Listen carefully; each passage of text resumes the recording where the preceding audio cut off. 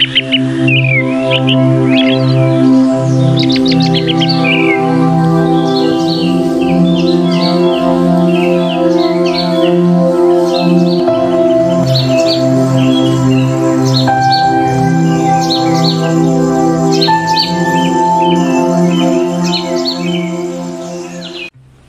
saya Tommy Setiawan. Hari ini kita akan membahas topik yang cukup menarik, yaitu karbon hutan. Apa itu karbon hutan, bagaimana perannya dalam ekosistem kita, dan mengapa sangat krusial dalam mitigasi perubahan iklim. Mari kita bertanya pada narasumber kita pada hari ini. Halo Mas. Halo Mas Tommy, gimana kabarnya? Baik Mas, gimana kabarnya Mas? Alhamdulillah. Oke, bisa perkenalan terlebih dahulu Mas? Oke, siap. Halo, perkenalkan nama saya Eka dan saya masih bujang. Sama. Oke, tapi kita nggak mau ngobrolin soal kebujangan kita ya Mas Eka? Oke. Ini yang mau ditanyakan itu apa sih Mas sebenarnya karbon hutan itu Mas? Oke, kayaknya sebelum kita membahas lebih jauh terkait apa itu karbon hutan Mas, kayaknya kita perlu menyamakan perspektif kita dulu Mas terkait apa istilah karbon. Jadi intinya karbon itu ya salah satu elemen penting dalam kehidupan di bumi. Kirain itu Mas, karbon itu yang itu loh, di besi sepeda pas kecil itu beli sepeda ada tulisannya karbon gitu. Oh iya.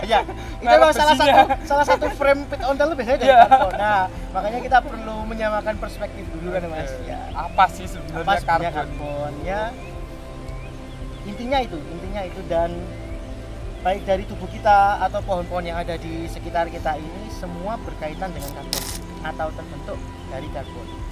Mas Tommy masih ingat pelajaran kimia nggak? Loh, saya IPS ya Mas. Yo, nggak apa-apa. Berarti intinya agar lebih enak aja malah. Ya. Lebih apa namanya? Belajar dari nol. Ya. Oke. Karbon adalah unsur keenam yang paling umum di alam semesta. Dan kedua, yang paling umum di tubuh kita. Menarik. Dan karbon ini punya kemampuan unik untuk membentuk berbagai macam senyawa. Contohnya salah satunya karbon dioksida atau CO2 seperti yang kita tahu. Jadi kira-kira udah sama ya perspektifnya. Ya. Ini udah paham nih karbon nih. Bukan pit ontel ya? Bukan. Oke, ini udah agak sedikit paham nih Mas. Tapi apa sih Mas hubungannya karbon sama hutan, apalagi sama perubahan iklim Mas? Oke, kayaknya untuk menjawab pertanyaan itu lebih asik kalau kita masuk hutan ya sih. Biar lebih afdal gitu. Bener. Biar kita lebih menginternalisasi. Nanggung gitu kita udah di sini ya. Udah di sini kalau masuk hutan ya. Oke. Nah, gas? Ayo. Sekarang? Yuk. Atau besok ini? Ya, besok aja. Besok aja ya. Ayo.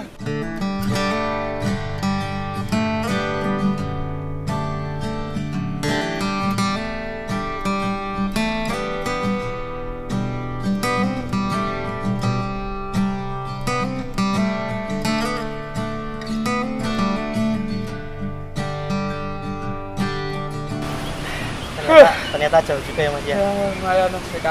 Cukup ngeten ini. Oke Mas, ini kan udah sampai di hutan ya Mas. Iya. Lanjut ke pertanyaan yang tadi Mas. Ya. Terus apa sih Mas hubungannya karbon sama hutan, apalagi sama perubahan iklim Mas? Oke.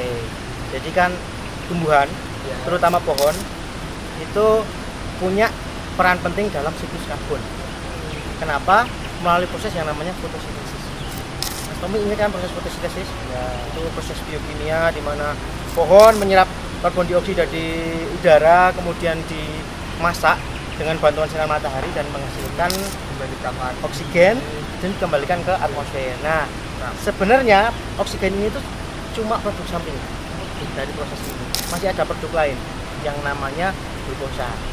Nah, glukosa inilah merupakan karbon yang tersimpan. Nah, proses ini tuh sangat penting karena dapat mengurangi gas karbon dioksida di atmosfer. Mas Tommy, tahu nggak ada gas apa aja yang ada di atmosfer? Oksigen lah salah satunya. Benar sekali, oksigen salah satunya. Jadi atmosfer itu terdiri dari berbagai macam gas. Salah satunya itu oksigen tadi, ada nitrogen, ada karbon dioksida, dan beberapa gas yang lainnya. Nah, menyambung pertanyaan Mas Tommy tadi terkait apa hubungannya sama perubahan iklim ya. Nah, gas ini akan memerangkap cahaya yang seharusnya dipantulkan.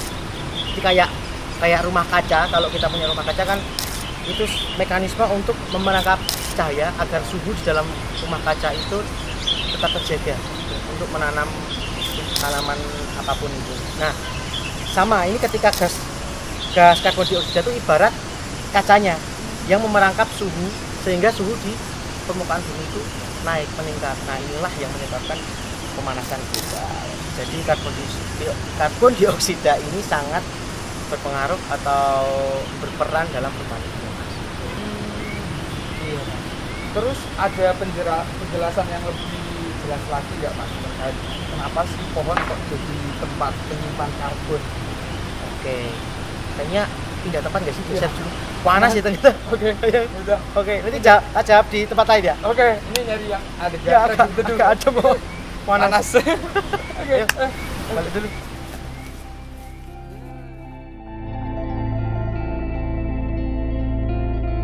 Nah, ini kan kita udah sampai nih Mas di lokasi kita yang ketiga berarti Mas ya. Di sini anginnya lebih spoi-spoi lagi, suara burungnya juga nggak kalah seru sama yang di sana Mas ya. Nah, ini udah bisa lanjut ke pertanyaan yang tadi Mas.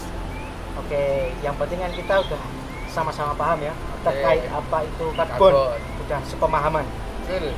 Nah, karbon yang diserap oleh pohon ini kan nanti diubah jadi glukosa, ya kan? Nah, setiap tahun pohon itu kan pasti bertumbuh. Otomatis karbon yang akan disimpan dalam struktur mereka pasti kan lebih banyak. Nah, proses inilah yang disebut dengan penyimpanan karbon. Gimana prosesnya? Nah, tadi kan di dalam pohon ini glukosa diubah jadi selulosa, hemiselulosa dan lignin. Yang mana ini merupakan bahan komponen penyusun dari sel kayu. Nah, di depan kita kan udah ada bekas tebangan pohon ini Mas. Oke. Kita bisa lihat perkembangan cincin tahunannya. Nah, bisa kita lihat nih Mas, kalau pohon itu pasti kan bertumbuh, yang otomatis lingkar tahunnya akan melebar. Oke. Nah, ini adalah bukti penyimpanan karbon dari tahun-tahun sebelumnya. Nah, faktanya berdasarkan penelitian sekitar 50% dari berat kering kayu itu adalah karbon murni Mas. Wow, banyak juga Mas ya? Iya. 50%. Oke. Menarik ya bicara soal karbon ya Mas. Jadi pengen tanya terus ini Mas. Oke. Nah, terus kira-kira Mas, di dalam hutan ini apa ada sumber karbon selain pohon Mas? Oke, seperti yang kita tahu bahwa fungsi hutan selain sebagai rumah bagi jutaan spesies tumbuhan dan hewan, flora dan fauna. Benar. Kemudian menjaga keseimbangan air, kemudian mencegah erosi tanah. Terus hutan juga menyediakan berbagai macam sumber daya alam penting bagi kehidupan manusia. Betul. Saya sering ambil itu Mas. Ambil apa Mas? Wah, bahaya. Enggak. Ambil rumput, dari rumput. Ada. Itu manfaatnya banyak. Hutan juga punya fungsi sebagai tempat penyimpan karbon dalam berbagai bentuk, baik yang di atas tanah ataupun di bawah tanah Mas. Nah, contoh penyimpan karbon di atas tanah itu bisa pohon atau tumbuhan, baik yang masih hidup atau sudah mati, kemudian daun-daun berguguran serta sersa. Sedangkan yang ada di bawah tanah itu contohnya akar pohon baik yang masih hidup atau yang sudah mati.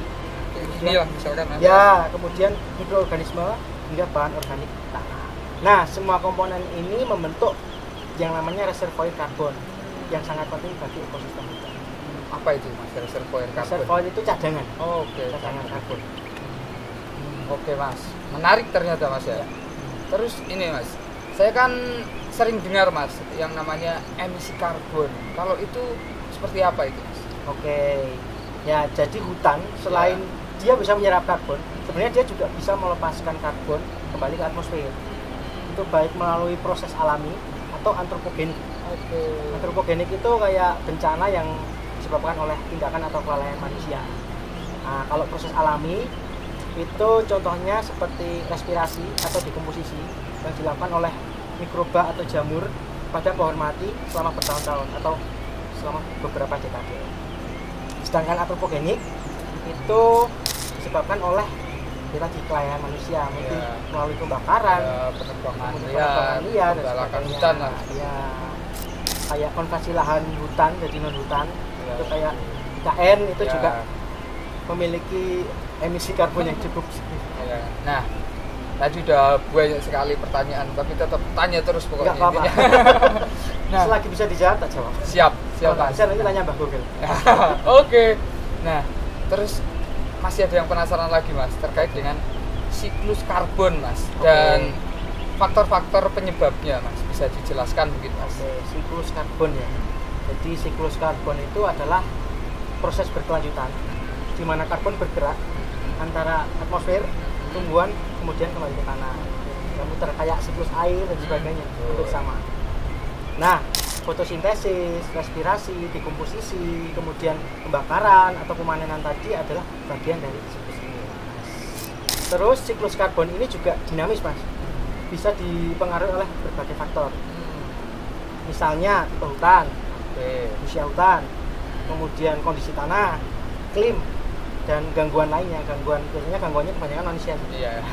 Tuh, penyebab utama itu. Ya. Terus hutan yang lebih tua itu kemungkinan memiliki laju penyerapan karbon yang lebih besar daripada hutan yang lebih muda.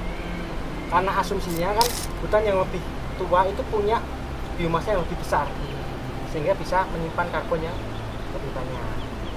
Tapi hutan yang lebih tua itu juga punya potensi melepaskan karbon dengan jumlah yang besar juga akibat tadi kalau pembakaran, pemanenan, dan alih fungsi lahan, ya pertanian. Oke Mas. Makin seru ternyata. Iya. Makin seru ngomongin karbon ya. Iya, dari karbon kemana-mana. Nah, tadi kan udah dijelaskan tentang karbon ya Mas. Nah, terus bisa dijelaskan lagi nggak Mas, biar lebih jelas lagi tentang menjaga karbon hutan dan apa sih hubungannya sama perubahan iklim? Oke, jadi kenapa hutan ini berperan dalam mitigasi perubahan iklim ya Mas? Ini kayak penjelasan saya di awal tadi, bahwa hutan kan punya kemampuan untuk menyerap dan menyimpan karbon.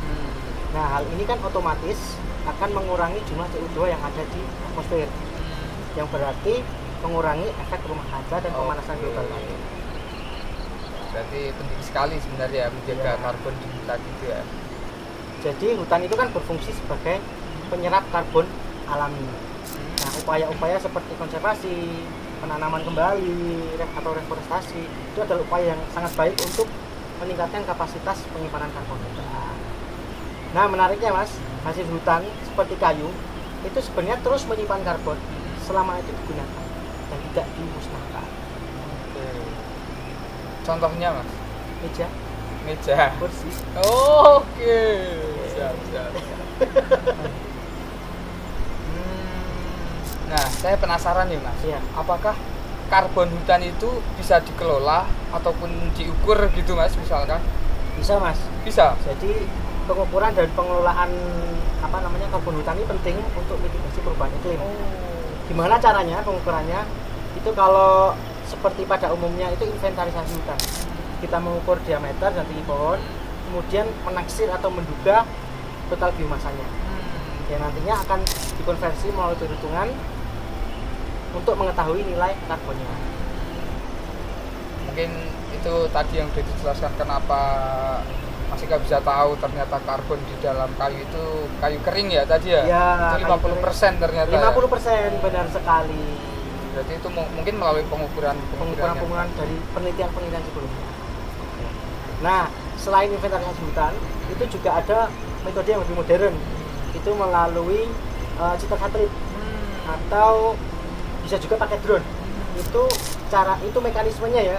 Setahu saya itu lewat identifikasi dari tutupan lahannya. Nah, itu juga bisa ditaksir berapa karbonnya. Nah, dengan adanya proses-proses pengukuran ini, kita kan otomatis akan jadi tahu berapa kisaran atau estimasi dari karbon hutan. Betul. Nah, melalui identifikasi ini kita akan jadi tahu tindak lanjut agar karbon hutan ini dikelola dengan bijak sehingga mengurangi emisi karbon. Itu ya Mas. Tapi ngomong-ngomong, ya, ini kan udah di penghujung acara ya. Iya. Perut juga udah mulai keroncongan. Ya, jalan tadi ya di hutan. Terus berdiri juga udah agak capek. Aku pegel asli Mas. Kita sambil duduk kali ya Mas. Iya. Oke. Ayo. Mana Mas? Ini. Ya, iya. Nah, mungkin episode kali ini terkait tentang karbon hutan mungkin cukup sampai di sini aja ya Mas Eka. Wah, cepat ya. Iya. Nah, kita udah pindah dari tempat ke tempat yang lain. Ya, udah cukup olahraga pagi ini saya. Udah cukup keroncongan juga. Keroncongan juga udah mulai siang. By the way, ini di mana, Mas? Nah, ini itu di base campnya Homi Forest, Mas. Oh, menarik ya. Iya. Rumah di tengah hutan gitu. Jangan kapok-kapok sering main-main ke base campnya Homi Saya Forest. senang sekali diundang di sini. Mantap, Mas. Terus mungkin pesan dan pesannya Mas buat teman-teman yang ada di sana. Pesan dan kesan. Oh, mungkin harapan aja ya. Oke, boleh harapan buat teman-teman. Ya, yang ada harapan di saya sana. melalui video ini Ya. teman-teman di rumah bisa tahu terkait apa itu karbon hutan, kemudian apa pentingnya bagi ekosistem hutan. Betul. Lalu teman-teman juga tahu gimana cara menjaga karbon hutan ini agar tetap lestari. Sehingga tidak ada tidak ada emisi yang terlalu banyak dilepaskan ke atmosfer. Emisi karbon.